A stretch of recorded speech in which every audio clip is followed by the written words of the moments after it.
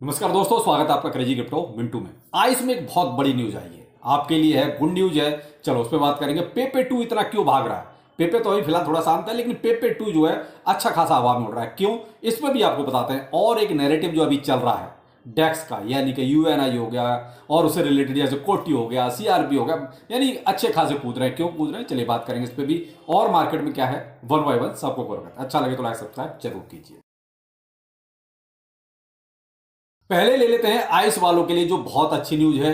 कुल मिला के अब शायद केवाईसी का जो झंझट है, मुझे लगता है कि सारा यहां खत्म हो चुका है। जो लोग बचे हैं, देखिए अब जिनका डिसेबल हो चुका है उनका तो देखिए अब कुछ नहीं वो, लेकिन जिनकी अभी 28 तारीख तक डिस्ट्रीब्यूशन आनी है उनको तो अपना कंटिन्यू तब तक माइनिंग करनी पड़ेगी। देखिए माइनिंग रेट तो आपका जीरो ही शो करेगा, लेकिन वो एक फॉर्मेलिटी है जो आपको अभी भी 28 तारीख तक तो हथौड़ी दबानी ही पड़ेगी। तो वो कंटिन्यू रखिएगा, छोड़िएगा नहीं। 28 तारीख को आपका फाइनल हो गया है। उनके अकॉर्डिंग 8 यूटीसी टाइम रहेगा जब आपको डिस्ट्रीब्यूशन मिलेगा। अगर इंडियन टाइम के अनुसार देखें तो लगभग लगभग 1:30 बजे के आसपास का टाइम होगा 28 फरवरी को। यानी कि अब ऑफिशियली अनाउंसमेंट हो चुका है कि आपका 28 फरवरी को अनाउंसमेंट डिस्ट्रीब्यूशन आपको मिल जाएगा। और मुझे लगता है ये पूरा फुल एंड फाइनल मिलेगा। मिलेगा किसको, ये और कंफर्म आपको कर देता हूं। माइनिंग एक्टिव होनी चाहिए 28 तारीख तक। वो मैंने कहा ना कि जिनका अभी भी माइनिंग चल रही है, जिनकी केवाईसी कंप्लीट है, उनको माइनिंग करनी ही पड़ेगी 28 तारीख तक। बीएनबी का एड्रेस डालना कंपलसरी है। मेटामास्क डालिए, ट्रस्ट वॉलेट डालिए, या और आपके पास जो OKX वॉलेट का है वो डालिए, लेकिन आपका बीएनबी का एड्रेस होना जरूरी है। किसी भी एक्सचेंज का एड्रेस नहीं डालना है, ठीक है। अब यहां सारी कंडीशन आपके अगर फुलफिल है तो 28 तारीख को आपको डिस्ट्रीब्यूशन मिल जाएगा 30% काटने के बाद। अब जो 30% है ये जाएगा वैलिडेटर्स के लिए, वो भी 5 साल के लिए लॉकिंग पीरियड में। यानी जो 30% जाएगा वो भी आपका 5 साल से पहले मार्केट में नहीं आने वाला है, तो आपका तो 30% कटेगा, ठीक है। अब आते हैं यहां पर अगली बात जो है वो ये कि भाई अब जब डिस्ट्रीब्यूशन मिल जाएगा उसके बाद आपका ये माइनिंग का केवाईसी का शायद कोई झंझट नहीं रहेगा, जो मुझे लग रहा है, क्योंकि उससे पहले ये चीजें सारी हो चुकी हैं। तो इसलिए अब ऐसा हो, फिर डिस्ट्रीब्यूशन भी मिल चुका होगा तो यहां ज्यादा कुछ बचेगा नहीं ऐसा करने के लिए। आपको अब उसके बाद सेल करना है सेल कीजिए, अपना रखना है रखिए, वो डिसीजन आपका होगा। कि भाई आइस में मुझे लगता है कि अब शायद हम बिल्कुल, वो कहते हैं कि बिल्कुल किनारे पे पहुंच चुके हैं, जहां से अब शायद आइस का प्रोजेक्ट एक अलग ही दिशा में जाएगा। यानी कि वो मेननेट की तरफ फोकस करेंगे और हम लोग फोकस करेंगे कि प्राइस इसका कब ऊपर जाए। देखिए हमारा तो सीधा सिद्धांत है, हमें तो प्राइस से मतलब है। आप मेननेट पे फोकस करो, हम प्राइस पे फोकस करते हैं। तो देखिए एक बार जब डिस्ट्रीब्यूशन मिलेगा उस टाइम तो प्राइस इसका डाउन हो रहा है, क्योंकि देखिए बहुत से लोग हैं जिनको एक अच्छी मात्रा में मिलेगा टोकन, तो वो सेल भी करेंगे। तो तुरंत तो देखिए प्राइस इसका डाउन होना ही होना है जब भी जैसे डिस्ट्रीब्यूशन मिलेगा। तो भाई आप यहां पर अपने अकॉर्डिंग अपनी स्ट्रेटेजी बनाएं। देखिए मैं तो ये चाहूंगा कि मैं प्राइस के अकॉर्डिंग चलूंगा। अगर प्राइस अच्छा रहा तो 50% निकाल भी सकता हूं, लेकिन डिपेंड करता है प्राइस पर। अगर मान लीजिए प्राइस बहुत नीचे रहा तो फिर नहीं निकालूंगा, उसको फिर होल्ड करूंगा, जब थोड़े अच्छे प्राइस पे होगा तब निकालूंगा। ये मेरी स्ट्रेटेजी रहेगी। मैंने कहा ना, मैं प्राइस को देखूंगा, अगर प्राइस मुझे सफिशिएंट अच्छा मिला तो मे भी मैं 50% 60% के आसपास निकाल भी दूं।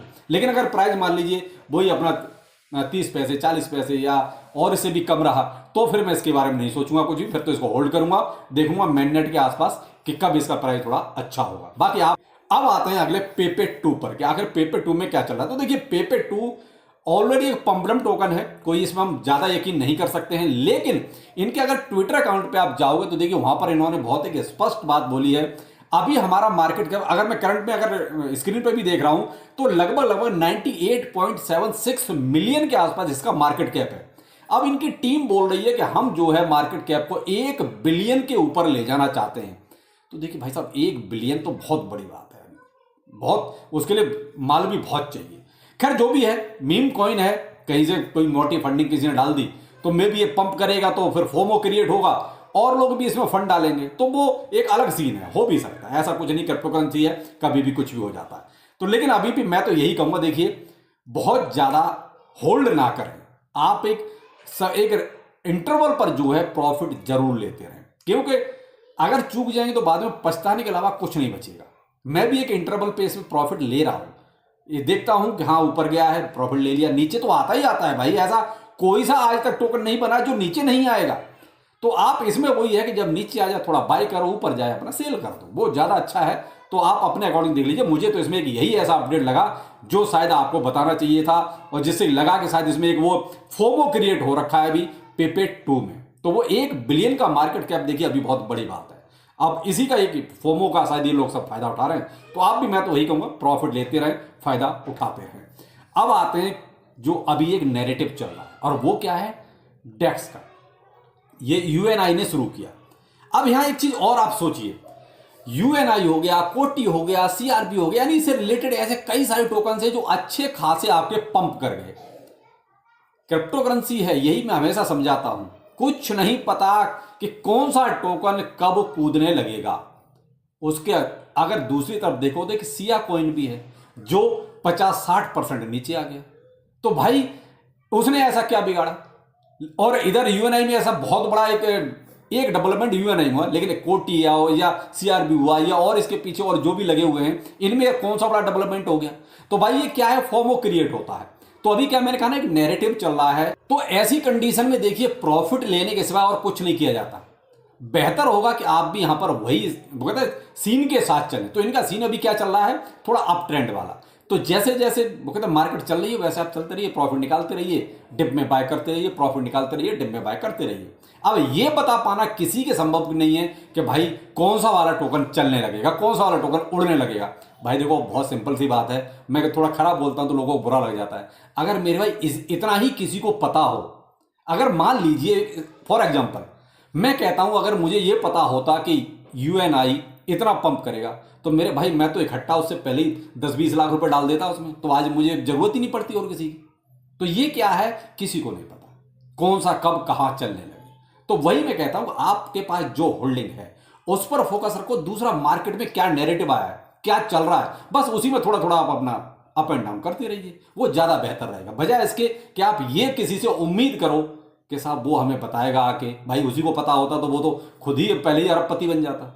तो इतना संभव नहीं है किसी को बता पाना कि कौन सा टोकन ऊपर जाएगा। इधर यूएनआई, कोटी, सीआरबी सब ऊपर जा रहे हैं, उधर सीआर नीचे आ रहा है। ये एग्जांपल आपके सामने है, इसमें कुछ भी है। ये एचडी टोकन हो गया आपका, हुबी ग्लोबल का, तो ये आपके सामने एग्जांपल है। तो भाई यही क्रिप्टो करेंसी है। तो जिसने अपना प्रॉफिट निकाल के जेब में डाल लिया वो उसका है, जो क्रिप्टो करेंसी में है वो आपका नहीं है। वो नहीं मालूम आपको कब मिलेगा, यही हकीकत है। और रही बात मार्केट की, तो देखिए भाई बीटीसी आपका 51,500 600, 51,500 600 फिलहाल इसी के आसपास चल रहा है। वेट कीजिए कल का कि जब मार्केट ओपन होगा, कि वो अभी ये वीकेंड रहा तो मे भी इसकी वजह से मार्केट एक वो रेंज बॉन्ड में, तो आप देख रहे हैं 1 हफ्ते से उसी में फंसा हुआ है।